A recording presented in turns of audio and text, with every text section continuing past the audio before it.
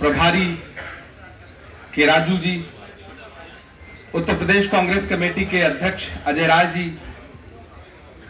हमारे साथी और महाराष्ट्र के वरिष्ठ नेता और दलित विभाग के पूर्व अध्यक्ष नितिन राउत जी, ममता भूपेश जी, गोविंद राम मेघवाल जी, हिमाचल प्रदेश के डिप्टी स्पीकर साहब, ओबीसी डिपार्टमेंट के राष्ट्रीय चेयरमैन अनिल जयहिंद साहब, हमारे विभाग के दिल्ली प्रदेश के चेयरमैन वाहिद कुरैशी साहब और आज के इस कार्यक्रम के दूल्हा राजेंद्र पाल गौतम जी। मैं व्यक्तिगत जिंदगी में किसी भी इंसान को नापने का पैमाना ये रखता हूं कि उसने अपनी जिंदगी में कोई बात कही और कहने के बाद पूरी दुनिया उसके खिलाफ भले उठ खड़ी हो, वो अपनी बात से मुकरा नहीं, भले ही चाहे मिनिस्ट्री को ठोकर मार दी रही हो या कोई भी राजनीतिक नफा नुकसान ना हो। मैं अपनी जिंदगी में किसी भी व्यक्ति को नापने का पैमाना यह रखता हूं कि वो अपनी कही गई बात के लिए, अपनी जबान के लिए और संविधान के मूल स्वभाव के लिए कितनी कुर्बानी दे सकता है। और मेरा मानना है कि इस कसौटी पर जब भी कसा जाएगा तो राजेंद्र पाल गौतम जी 100% न सिर्फ सही इंसान बन के उभरेंगे बल्कि एक अच्छे राजनेता बन के भी उभरेंगे। कई बार आदरणीय राहुल गांधी जी ने व्यक्तिगत बातचीत में राजेंद्र पाल गौतम जी की तारीफ की हम सारे लोगों के बीच में। हम उस समय से ये जानते थे कि आदरणीय राहुल गांधी जी जरूर कोई बड़ा काम राजेंद्र पाल गौतम जी के सुपुर्द करेंगे और उस काम को ये बखूबी निभाएंगे भी।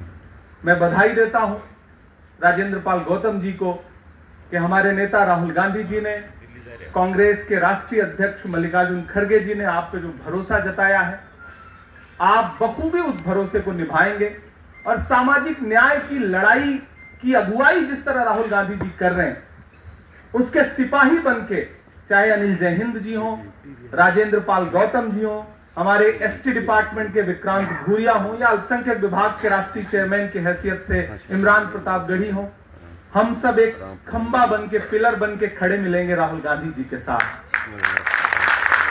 भाषण नहीं करना है, आपसे बस 2 महत्वपूर्ण बातें कहनी है। घर सजाने का तस्वुर तो बहुत बाद का है, पहले ये तय हो कि इस घर को बचाएं कैसे। खतरा बड़ा है।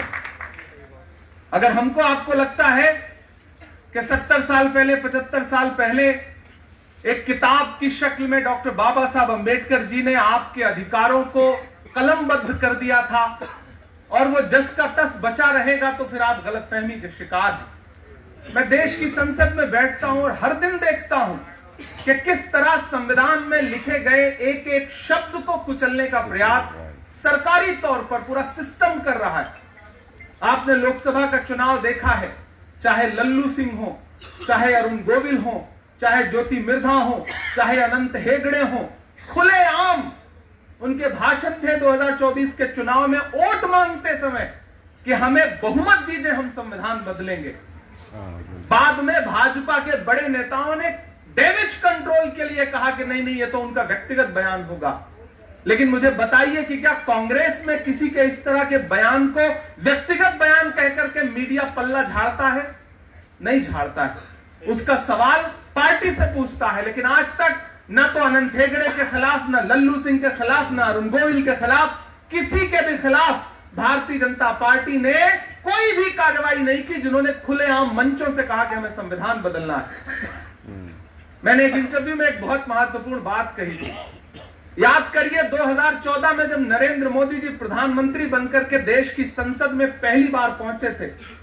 सर आपको याद होगा राजू साहब कि जब वो पहली बार पहुंचे थे तो उन्होंने देश की संसद की सीढ़ियों पे अपना मत्था टेका था और देश के हर बड़े प्रिंट के अखबार ने और टीवी चैनल्स ने उनकी मत्था टेकने वाली तस्वीर पूरी दुनिया को दिखाई थी।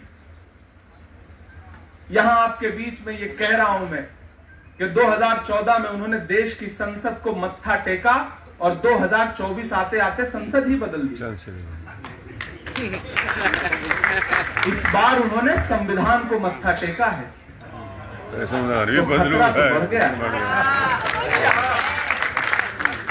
अब उसे बचाने की जिम्मेदारी हमारी आपकी है।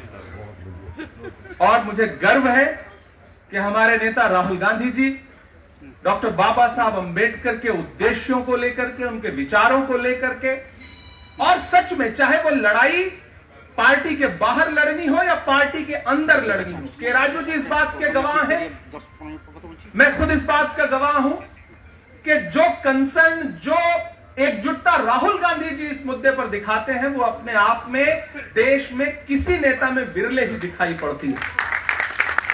तो प्रयास करिए, एकजुट होइए।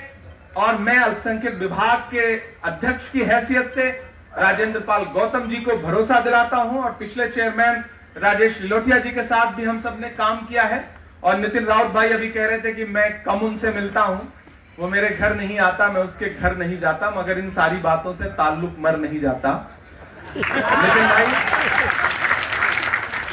मैं छोटा सा उदाहरण दूंगा कि महाराष्ट्र का चुनाव चल रहा था, मैं लगातार चुनाव प्रचार में था। मैं नितिन भाई के यहाँ प्रचार में जाना चाहता था, और हमारा अपना ही एक तंत्र था जो चाहता था कि मैं ना जा पाऊं। हमें लड़ाई तो कई मोर्चों पे लड़नी है ना। आखिरी दिन मैं इस पे जिद पे अड़ गया। मैंने कहा अगर आप मुझे नागपुर के नितिन राउत जी की सीट पर नहीं भेजेंगे तो मैं आज प्रचार करने कहीं नहीं जाऊंगा। तब जा करके जो प्रोग्राम जारी हुआ, सर मैं बताऊं, मैं लगातार पूरे देश में कैंपेन करता हूं, तो मुझे पता है कि प्रोग्राम चुनाव प्रचार 5 बजे समाप्त हो जाता है। तो जो पीसीसी ने चुनाव प्रचार का कार्यक्रम जारी किया, उसके लिए इनके यहाँ का जो सभा की टाइमिंग रखी वो 6 बजे की रखी है ऑन पेपर। तो मैंने कहा भाई प्रचार 5 बजे बंद हो जाएगा, आप मुझे 6 बजे क्यों भेज रहे हो?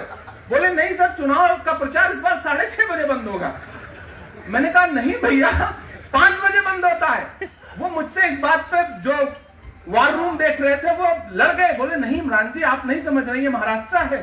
मैंने कहा महाराष्ट्र हो या कोई प्रदेश हो, पूरे देश में चुनाव प्रचार की टाइमिंग का एक ही नियम है, लेकिन उन्होंने टाइम चेंज नहीं किया। हालांकि मैं समझता था, उसके बाद भी मैं बड़ी मुश्किलों से पहुंचा किसी तरह से भाई साहब के चुनाव प्रचार में, और भाई साहब तमाम साजिशों के बाद भी बहुत अच्छे वोट के साथ चुनाव जीत करके महाराष्ट्र की विधानसभा में है। तो उन्हें मैं बहुत बधाई भी दूंगा। और नितिन भाई और दलित समाज के हमारे जो साथी यहां बैठे हैं, मैं आपकी खुशियों में आपके साथ भले खड़ा नजर ना हूं, लेकिन जब भी आप किसको किसी दुख में, किसी परेशानी में, जब भी जरूरत पड़ेगी मैं आपके साथ खड़ा मिलूंगा, ये भरोसा आपको दिला रहा हूं। और राजेंद्र जी, जिस तेवर के साथ आप कल राजनीति कर रहे थे, उसी तेवर के साथ आप आने वाले समय में भी राजनीति करिए। अगर कांग्रेस पार्टी में अल्पसंख्यकों के लिए, दलितों के लिए, ओबीसी के लिए लड़ने वाला कोई भी ये नेता आपसे कहता है कि पार्टी लाइन पहले देखनी है, तो वो झूठ बोल रहा है। आज तक अल्पसंख्यकों का मुद्दा हो या कोई भी मुद्दा हो, मुझे उस पर बोलने से आज तक मेरी पार्टी ने न कभी रोका, न कभी पूछा, न कभी टोका। तो अगर कोई नेता बहाना लेता है तो आप समझ लीजिए कि वो बहाना ले रहा है, वो लड़ाई लड़ना नहीं चाहता। पार्टी कभी नहीं रोकती है, पार्टी चाहती है कि आप खुल करके लड़िए।